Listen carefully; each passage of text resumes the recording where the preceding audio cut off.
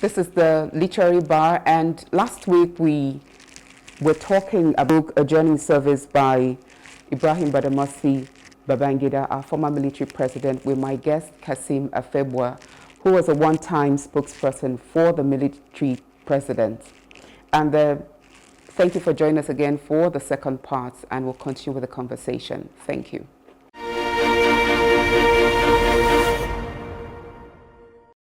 With me to discuss the book is Prince Kassim Afegbua, a one-time spokesperson for IBB.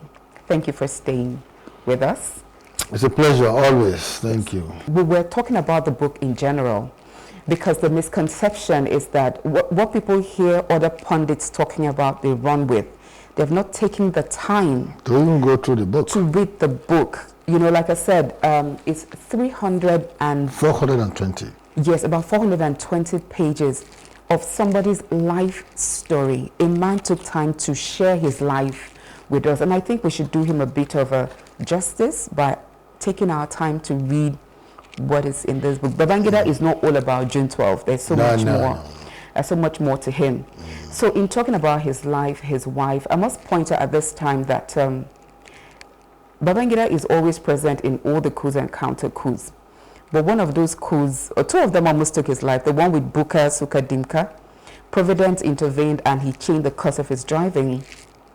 And another one, I think the Gideon Oka coup, the wife got up, she was very quick-witted, sharp, and she noticed that I think the guards were a bit different or absent, and she woke him up and he immediately got into action. So every time they say there's a coup, there's a Babangida. He's a man with, he has more than 9 lives now because he survived. He survived all of it. But now we're going straight into his military presidency. Another thing that, when you mention his presidency, you talk about the structural adjustment program. But that's not even all. He did so much. MAMSA, DFRI, name it, TAC, NCC, NCC, NBC, you know, NBC. The fact that we're all here enjoying FRSC, yes, National Directorate of Employment, yes, NAF Fund, yes, quite a number of and those things. are the things he's proud of. Like he points out that the TV and co we're all enjoying now is from his unbonding during his privatization. Yeah. But I said with all of those accolades came the knocks, structural adjustment program, the devaluation of the Naira, and all of that. And I was saying that of all the coups he took time to talk about, he didn't actually dwell on the shenanigans or the mechanisms that brought him to power. That one I gave you an explanation to, and so the rest is left with him. But he knows why he didn't do so much on that. But you know, informally he had told me the motivation behind that coup, and it is the same we Nigerians that usually invite them to take over government. Yes, we'll go into that. So he talked about corruption, but there's something, he just almost dismissed the government of his predecessors by talking about queues. We're always queuing up as if, you know, it was from queuing up that things were going to fall. Even people standing in line to go and get essential commodities that were scarce. But looking at Nigeria today, the level of indiscipline that pervades this society, I'm wondering if we have not maintained that trajectory of imbibing, standing in line, that, you know, things might not be a bit different. So for some of us who enjoy the dividends of Y Brigade, you know, the people queuing up and all those things, it would have been better if we had imbibed that behavior. We didn't have to throw it away. No, we didn't throw it away. We still imbibe it. We still imbibe it. But it wasn't a direct response to the problems we have in the country. It wasn't. It's just a matter of maintaining some public orderliness. Orderliness. We don't have it anymore. See, there's so much about us, and that's why you see I keep making the point that you need to have some level of attitudinal reorientation of minds of the citizens for you to get your acts right. Because you may come up with a policy initiative that should ordinarily benefit the people, but when the people who are supposed to be the implementers of your policy are also not keen into it, they are not seeing the discipline that is required, then it will also take away something from that policy. Yeah. You don't blame government and see government as one country versus us, the people. It has to be symbiotic. It's a two-way traffic. Yeah. Either way, we must, ensure that we are the government. Because we are the repositors of power. The real repositors of power are the people. But when the people are cut off from the synchrony, that should naturally, bind us together, then it becomes a problem. SAP. Structural adjustment program, well thought out policy, no doubt. Till today, I still go back to it. I read a lot of commentaries. I've engaged quite a number of persons and all of that. At that material time, that was very auspicious. It was an important, program that we needed to do because it's like a reawakening of thoughts. Come, wait a minute. What are we doing? We are living an artificial lifestyle. We are bragging that dollar to power is there, but yet we are not doing productivity. We are not into production that will fetch us the foreign income. And so it just felt that no, we need to structurally adjust a lot of things. What you throw away, that because we felt we are in an era of surplus, you dump things away. Your vehicle has just developed a fault. You just dump it, you want to go and buy another because you can buy it with 2,000 naira and all that. Structural adjustment program made you to go back to that vehicle to fix it and use it, in line or in addition to the new one that you are trying to buy. So it was a call to service, a call to cut waste that was very prevalent at that period. Yeah. And those persons who came up with this structural adjustment program, some critics are easy to say it's Bretton Woods institutions that came up with it, World Bank this, World Bank that. But essentially we had Nigerians who were very brilliant Nigerians who also understood where SAP worked in some other places. Yes, but the truth is that there were also very hungry Nigerians who those dividends of SAP had not yet touched. In some of the things he said, I think Olufalaye, who was working with him as a secretary to the government, I think they had issues with some of the cartoons that were depicting very long-necked Nigerians that showed how hungry they were. You should expect that. And a military government will naturally have very anti-military press or media. I mean, that's... But if you are going to be bogged down by the level of those criticisms, you won't work. Yes. So Babangida, I think he took this really personal. I mean, for him to mention in his book those long-necked cartoons, and how it bothered them. But he said something in page 173. He said, therefore, the SAP riots came to us first as an attempt by politically motivated civilian forces to discredit us and destabilize the nation. In the military mindset, there are two types of people, enemies or friends. So our political opponents were therefore primarily enemy forces before they were fellow Nigerians. Consequently, we had to quell the opposition before they destabilized our hold on power by discrediting us. This is a natural survival instinct and doctrine of a military regime. So you see, from what you have even read, it's obvious that even the military made a lot of people.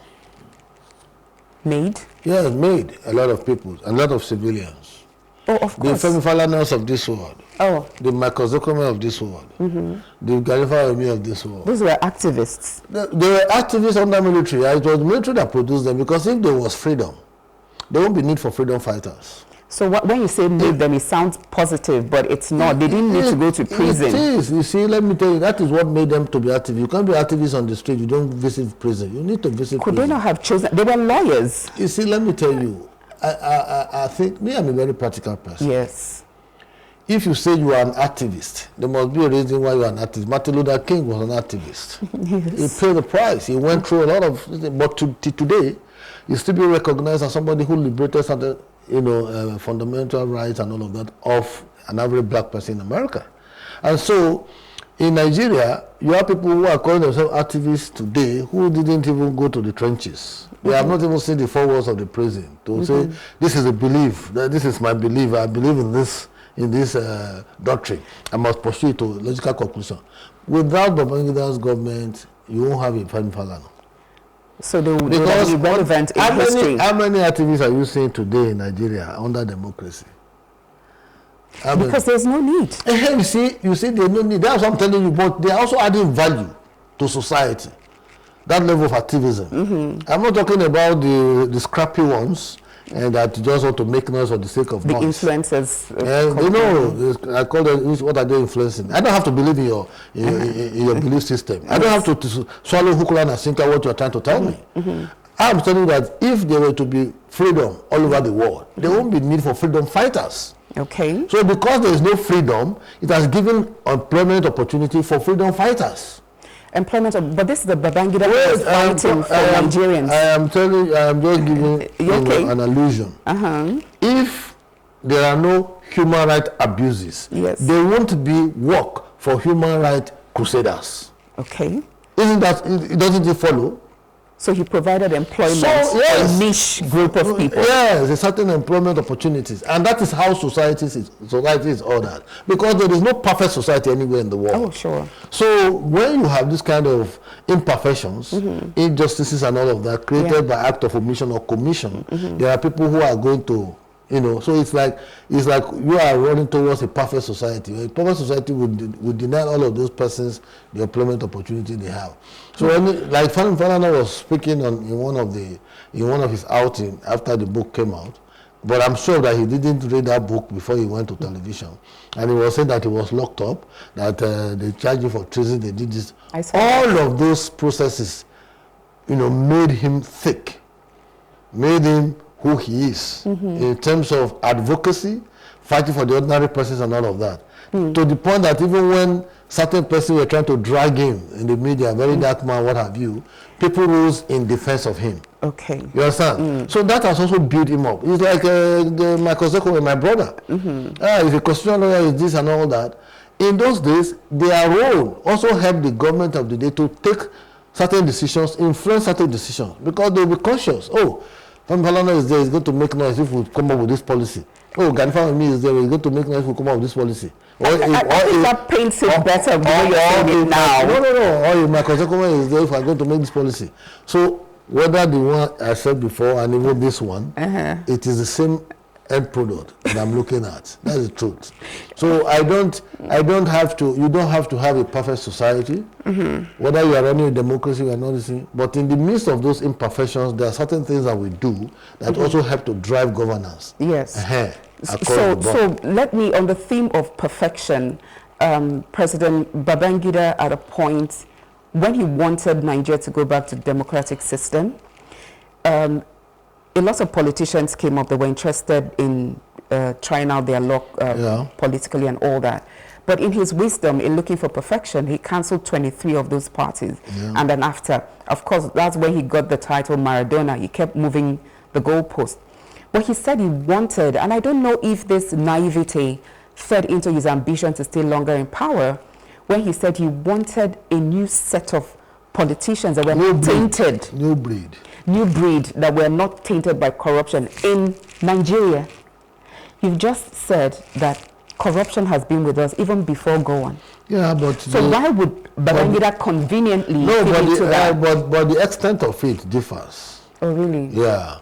You may have very destructive corruption. You may have, there's what they call productive corruption. I read Professor Sam Aluko when he delivered a particular paper in Germany. Productive corruption. Yeah, that's wise. African corruption is externalized and destructive. That those of the Europe and other Western countries, the corruption is internalized and productive. And I give you a graphic example because I did a course in anti-corruption in the US sometime, and this particular analogy of some Aluko find expression in some of the discoveries that we learned in the course of that particular course.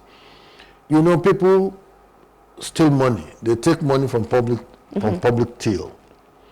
There are sanctions, there are punishments, in the process against those who are culpable who are caught in the process. But there's also an aspect to it. If a man has stolen 1 billion naira and you don't discover it, the man has gone away with it. But if a man has stolen 1 billion naira and you discover it, there's what they call relooting the loot. You take it back. No, because people who brought in Abacha's stolen money under Buhari's government, they relooted it. And you didn't know. So let me bring it. This book is a lot. Yeah, let me come back, in graphically explaining this. If that 1 billion naira that you are able to discover, if you call the person and says, come, we don't want you to be a burden to the economy or those who are dependent on you. Come up with a feasibility study on how to set up a company such that 1 billion will be your capital outlay. And with this 1 billion, we want to employ 100 Nigerians in whatever you are coming up with. So if it's a company, if it's an industry, that's productive corruption. Yes, you invest that money in that process. You, that were the corporate, you'll be part of it. Government will set up other persons to be part of it. I must bring you back to this book, because if we go into that is, you have to come back to discuss this productive corruption. No, that's the truth. So, okay, because we can't talk about Babangida without going to the June 12th, no problem. Right? But I'm saying that he laid the foundation for this two-party system that we had, NRC and SDP. Yeah. And a lot of us were, because he became not just a political godfather, but the political god, creating this political system the way he saw fit. Because after those people went back, came up with, he said no. And his reasons, sometimes when I'm reading this book, I'm like, why? And then a few paragraphs, I understand why he did that. Because he said Nigeria had been through so much with a war. If you do 3-5 political parties, ethnic groups will go and align with each other. But the SDP and NRC, so we needed to have two parties so that Igbo, Hausa, Yoruba, three of you and Igala, it's only these two parties. Fine, it made sense. It threw up Tofa, Abiola eventually, and things didn't quite work out. But before you even say that, when he had the elections that we had governors under a form of a diarchy, he now came and he said, even some of the governors did not want a proper transition to democratic rule because they were happy that, we're occupying this space. And that is where he said, you people did not understand what was going on behind the scene. When you blame the military, sometimes we're here on the invitation of the civilian populace. Yes. So, but like I said, was that not convenience keen into his ambition to be a president for how long? Transit from 8 years into... No, it wasn't. Yeah, he didn't have that intention. It wasn't like Abacha who wanted transmutation after 5 years. Abacha didn't write his book, so we can't... No, say transmutation, but you have forgotten that 5 political parties on the same leprous hand endorsed him. So please, don't let us pretend about it. In the same way that we are pretending about the third term of Obasanjo. So please, you see, the issues that are so obvious, they are obvious. Nigerians would like to pretend so much. Everybody, we behave like the Chinedu bird. They like to feast on maggots, but they don't like the smell of the feces. And the feces produce maggot, whether you like it or not. So please, let us always call a spade if you think that is a spade, but people are interrogating Babangida's book, and they don't understand. They can interrogate Babangida's book. They should also can write their own books. Let us interrogate them. That's what I'm saying. Abacha did not write his book for us. No, it doesn't matter, but there's a history about Abacha. We know the history. We know a lot of things that happened on Abacha. There's a history about IBB, which is not the truth. And he's trying to say... Well, anyway, he has written the one that if he didn't write, you say he didn't write. He has written. That is his view. Whether you like it or not, that is his view. And you cannot take that views away from him. No, we're not. That's why it's called autobiography. And we're here talking about it. Yes, fine. So what I'm telling you in essence is that you are not bound to agree with everything he has put down here. No. Hook, line, and sinker. No. But for God's sake, he has the right that cannot be taken away by anybody to put his thoughts into this kind of very flowery prose. Yes. And in that process, you can interrogate things. Only God knows the environment upon which certain decisions were taken. I wasn't there as an eyewitness. Yes. But he was the one who was wearing who was wearing the shoes at that point in time, and he knows exactly where it pinches. Yeah. And so, to that extent, I want us first and foremost to give him credit. Oh, I do. That he deserves to be commended that he sat down to write this book. Secondly, give him credit that he has even said some things that people never expected that he would say. Yes. Also, give him credit that, okay, to a large extent, he's able to document his trajectory as Mr. President in one way. It may not be perfect. No human being is perfect. Yeah. There will be mistakes, there will be missteps everywhere. But for God's sake, to deny that he didn't do things positively for the well-being of the country would be to miss the point altogether. I don't want people who want to use June 12 as a single to tar the entire government as a negative government. No way. No. This private television we are enjoying today, he started it. He started, yeah. All these new generation banks we are talking about, they started during his time. You see NDLA, NAFDAC, all of this, road safety, he started them. So, NEFON, giving those to entrepreneurs and all of that, he started them. I was happy when Dangote came to the event and told everybody that he is the father of the private sector. Oh, and yes, the private sector is a sector driving Nigeria's economy, whether you like it or not. No doubt that Babangida had a vision for the country. The misstep of June 12 has happened. It has happened. He has accepted full responsibility as a hallmark of contemporary leadership. He has apologized. He has said if he had opportunity to take another decision, he will not follow that route. Which I really applaud. Yes, that that's okay. He could man up but and say, you keep dwelling on that. Remove third major and brief for Lagos and let me see how whether Lagos will not be chaotic. Even closing it down alone, Lagos people were agonizing and shouting. You know, and they say he didn't do anything. Like somebody to call him and say he didn't do anything. It's such a blanket, condemnation. It's what I don't enjoy. It will be cognitive dissonance if people say that Babangida did not look at even anything. In Lagos, I can count how many bridges he built during his time. How many has been added through this democracy? How many did he build in bridges? Oworosoki, Ikeja Abaka, Ikeja near the General Hospital. What was it called now? There was one particular bridge I saw as I was coming here, built by him. So many of them. And you sit there and say the man didn't do anything. A lot of the roads in Lagos that he opened up and all. It's not possible to say that he didn't do anything. So a man cannot be 100% perfect. He's a human being. He made a mistake on June 12. Agreed, accept. But for God's sake, commend him for the good, the bad, and condemn him for the bad he did. No problem. But to continue to say one blanket condemnation, everybody didn't endorse June 12. And now members didn't endorse June 12. They wrote a petition that June 12 should be cancelled.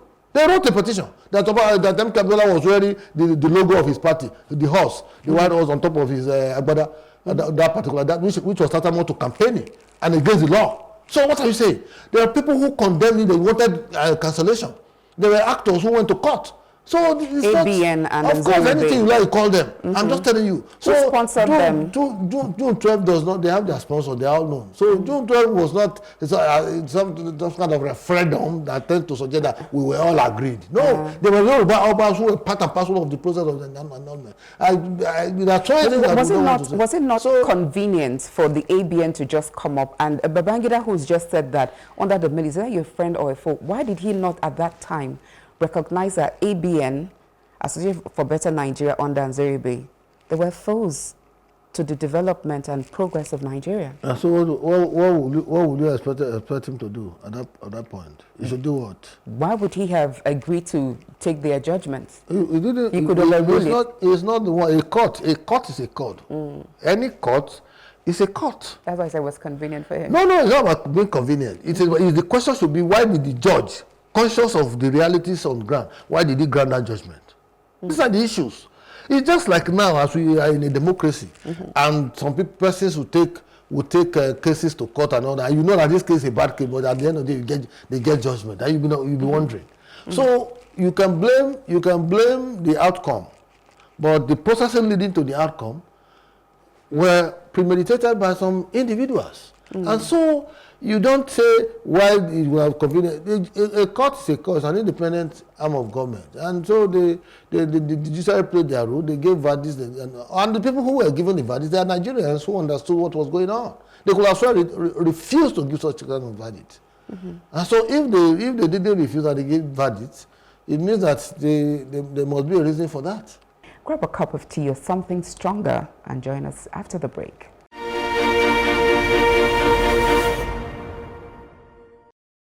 Thank you for joining us again for the second part, and we'll continue with the conversation. Thank you.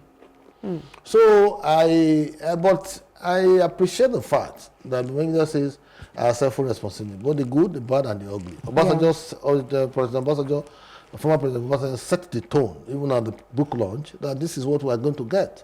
And IBB is very conveniently at home with all shades of opinion, viewpoints by people, because he tells me, he's a prince.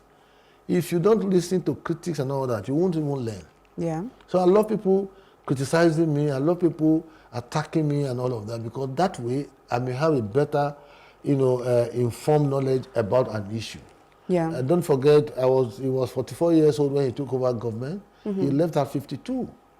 There are a lot of 52-year-olds now that haven't even started life.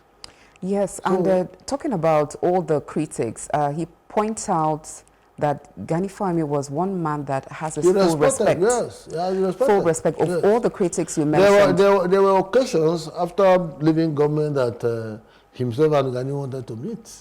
That's the truth. There are others who also wanted to serve in his government, who are also making noise now. I just don't want to noise. No. Like I said, he's a very witty, charming person. I think he granted a very telling interview to Tell after he left office. And I remember where they said, oh, everybody's just jailing Gani. He said, why will I not jail him? If everybody's jailing him, why will I not do the same? Of course, he said that in jest. Yes. And in that interview with Tell, he talked about some of those nicknames that we freely use with him, Maradona, Evil Genius. And I think when I was doing the research for this interview, my friend said, Babangida said he's an evil genius. And I had to go back to her after reading this book. And I said, he didn't say that. The media. People said, if Tofa wins, is his friend. If Abiola wins, his friend. Said that evil genius. He benefits both ways. Yes. And he says, can a genius be evil? That is counterintuitive. So those are some of the things about him. We'll never agree on if June 12 this, if June 12. But Nigeria is there for us. It is. That we keep doing. It's expected that this kind of divergent viewpoints, populate the public space because, give or take, Nigeria is a multi-plural society. So our viewpoints are expected to be divergent. They are expected to be multi-plural. Yeah. Especially such that there is no homogeneity of purpose on so many issues. You throw any discourse into the public fray, you are going to have as many as our population can carry us. If it is 200 million people, you have 200 million opinions. Yeah. But one thing you must know fundamentally, government all over the world are not dictated by public opinion, because public opinion, you can't gauge public opinion. You don't know the one that is superior to what you're trying to do and the one that is inferior to it. And because everybody has different opinion, the channels of communicating that opinion also matter. There are those who, have easy access to the media. There are others who just want to make noise on the street. They are all Nigerians. And so, to a large extent, we just need to believe leaders when they take certain decisions. It's like President Bola Ahmed Tinubu, and just like every other president, they have access to a lot of information which you and I do not have access to. Give them the benefits of doubt, that because they have access to that kind of information, they process information that come to them, and they use that information to take decisions. Whether those decisions are going to be far-reaching, plausible, and therapeutic enough to address the problem before them or the challenge before them is another matter altogether. But not to take a decision at all with all the information that are, a flurry of information that are all over the public space, is to miss the point. So you can, and whatever decision they take may not be right at all times, but may be influenced by the socio-political milieu around them. You have aides, you have advisors. How honest are the advisors in telling you things? Oh, this may provoke the #1 citizen. Let me not tell him, let me tell him the sweet one that you want to hear. But there are leaders who want to hear the sad, the negative ones, so that they will know exactly that you are doing them a whole wall of good in trying to take a decision. Yeah, and Babangida, I have been in government. I served in Adam Sishomole's government, and I saw the behavioral patterns of a lot of appointees.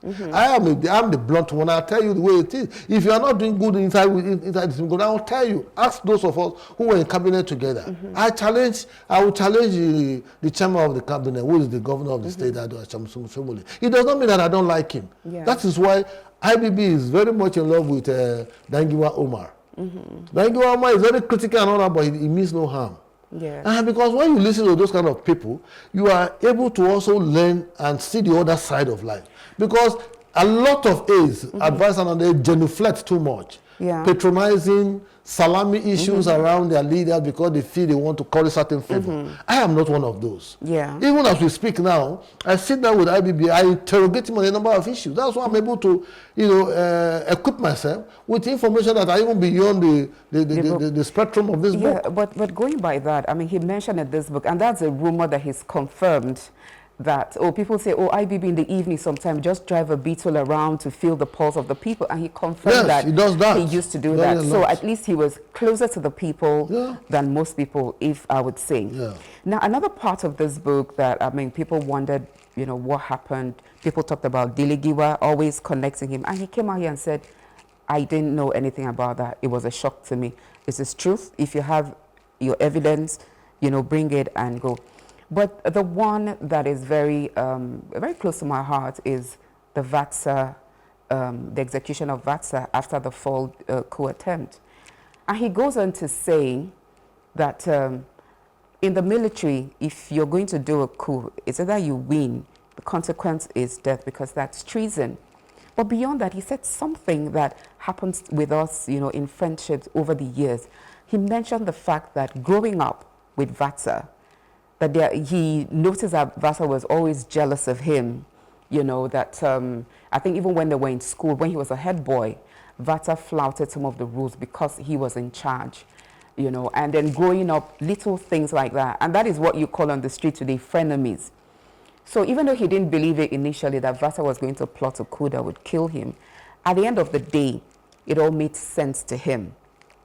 I could feel a thread of maybe regret or guilt that, a close friend of mine had to go. No, I don't want to look at it from the point of guilt. Please, maybe a bit of regret, not guilt. No, not even regret. Listen, let us face facts. I don't want us to light dressing. Here is the curious irony. Nigerians, bemoans military government. The same Nigerians who bemoan military government are the same Nigerians that are expressing sentiments over a coup plot. Who is doing the coup plot? We're civilians. We're not wired like the military. No. You are not getting the point.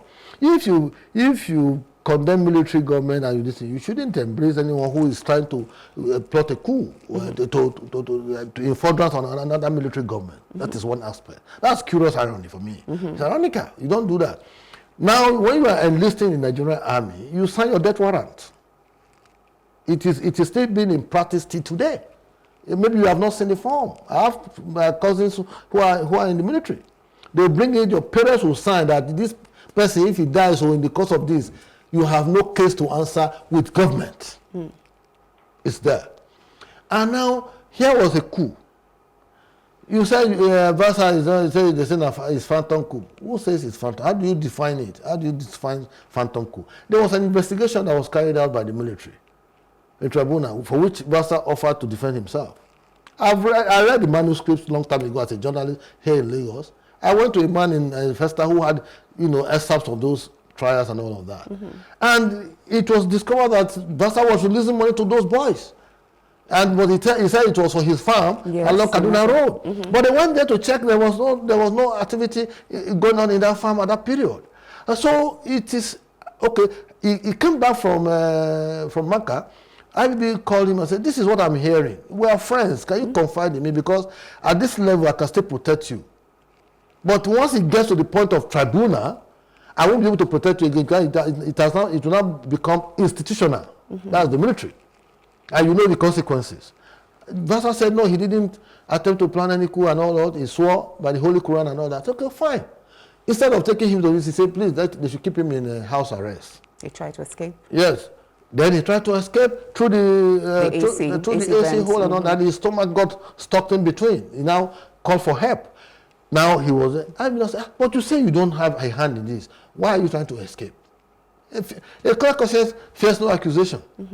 In the process, they tried everything and all of that, and it became obvious that, yes, copious evidence that he was culpable. So if Babangida tries to protect him as his friend, he will have been stepping on the sore toes of others.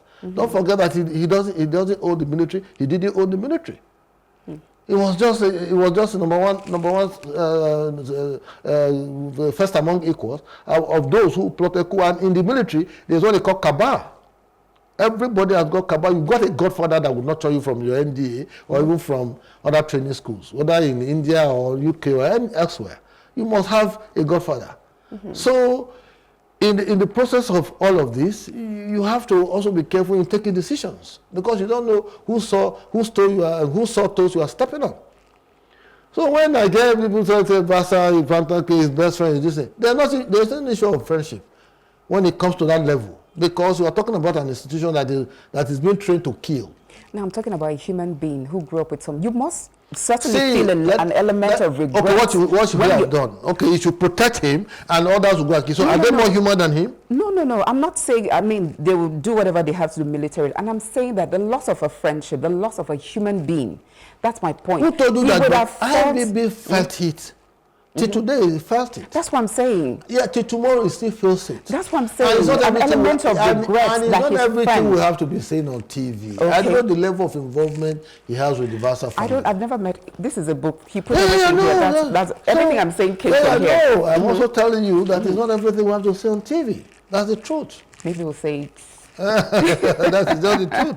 So, but essentially, IBB has, a humane mind, a humane heart.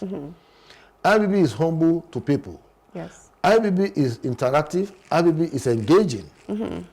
IBB does not, detest anybody in this country. If you call your local government, he will mention 1, 2, 3 persons he had opportunity to deal with. He said that. Things. And that is why you see, 32 years after leaving office, he was still able to assemble that kind of quality crowd in Abuja, he mentions, in audience in Abuja. Even beyond for the book launch and its presidential library. Yeah, he says his house is like a pilgrimage. People looking for favors, people who want to identify with him, photo opportunities. Yeah, they come. His doors are open. But before we round up, we've talked about that. I just, people take issues with the fact that Babangida is almost passing off the blame to Abacha. And his family has come out now up in and said, no, don't blame our father. You've written your book. He's not here to write his own. How do we see that? It's not about passing blame. I appeared on one TV about 2 or 3 days ago and all that. I think he watched me when I tried to respond to the Abacha. And he called me and said, Prince, you don't need to respond to the Abacha family any longer. Yeah. Don't even talk about them because they didn't know what transpired when we were in government. Okay. And they are my children also.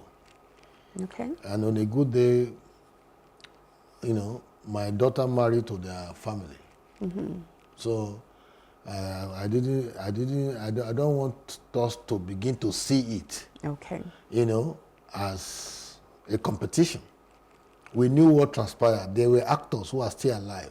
There are my lieutenants who were brigadier general, who are colonel and other, who are still alive, who has also, played formidable roles in this country, who knew what had transpired. So I don't have to tell a lie because I want to score a point. He told me that. So on the basis of that, I want to recognize and accord him that respect that I don't have to discuss anything about the Abacha. About Abacha. Well, if it's Abacha, the individual, I can talk about that because I'm also an adult. And I saw things that happened during that period. In one of my writings, I told you how we went to Maiduguri for convention under the grassroots democratic movement. I went with MD Yusufu, now of blessed memory, who was contesting against Abacha. And when we got to Maiduguri at the Kaneme Stadium, they use what's it called, a Pojo 504 to represent Abacha as the candidate. And there were men saluting that vehicle as if Abacha was there. The engine of that vehicle was on. The flag of the Nigerian flag was there. The military flag was there. And they were saluting. By the time we were to start, after accreditation, we were to start voting, they took light. Power failure just within the precinct of that stadium. And before you see Jack Robinson, 1 hour later, light was restored, and they declared the result that Abacha had won. So that's how he became a candidate of the grassroots democratic movement, in consonance with other 4 others, becoming 5 parties that endorsed him to transmute into a civilian democracy. And so there are quite a number of things we want to talk about Abacha regime. We have the Ogoni 9, the slaughter of Saruwa and others. We had Feriwani, we had this thing. If you listen to the confessions of Sergeant Rogers, you hear all the kind of things that transpire. So I don't want to begin to go back onto all of those. Yeah. But I'm interested in the fact that somebody has documented his own this thing. Rightly or wrongly, you can't take it away from him that he has written something. Go and interrogate it, critique it, but it will form a research material for students of politics, students of leadership, students of military adventurism in the context of power in Nigeria. It will. In closing, I just want to read this is your third closing. The list. No, you see how interesting you are. You know, so some of the institutions that have benefited from IBB's innovation is the Federal Road Safety Corps, the Bureau of Public Enterprises, the Technical Aid Corps, of which I think the young man from Burkina Faso then wanted to replicate in his country, the one that was the killed. Technical Aid Corps which was under Professor Bolaji Akiyemi for Foreign Affairs Minister and all of that. Even the primary health care that of Oliko Irasakuti, it remains the best today. Yes, People's Bank and all these places. You remember the ECOMOG to build Liberia out and Sierra Leone and all of that. I mean, so many things that he did. Even his foreign policy, you know, has far-reaching implications, you know, that I think if Nigeria continued along that line, you know, our position as the leaders of Africa will still be there, and which he wanted us to have a buy-in and then the rest of the world to see.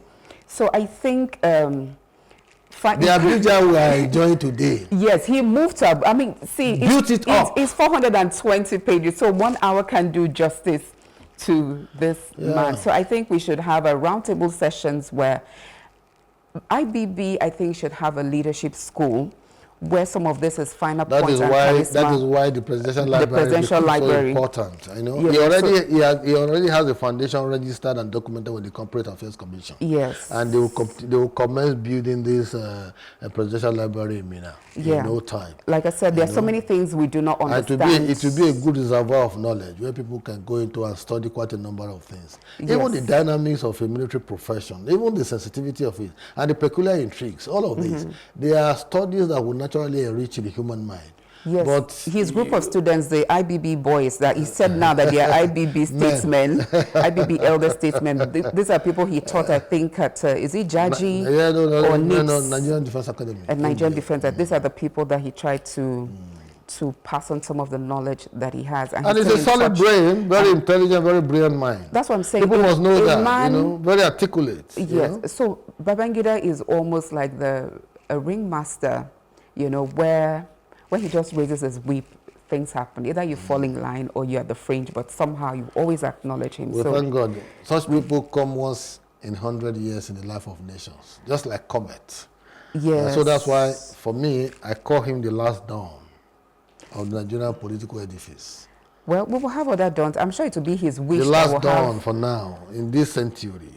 Well, the good Lord will be kind to us that at least through his IBB boys and IBB elder statement and through his library. You listen to what the president said, President Chinedu, and even his spokesman made a correction of what the reviewer said, that Babangida was a tormentor in chief, so to speak, and that he said they correct that no, IBB inspired him under the new breed politics to enter into the fray, and he contested for Senate and won.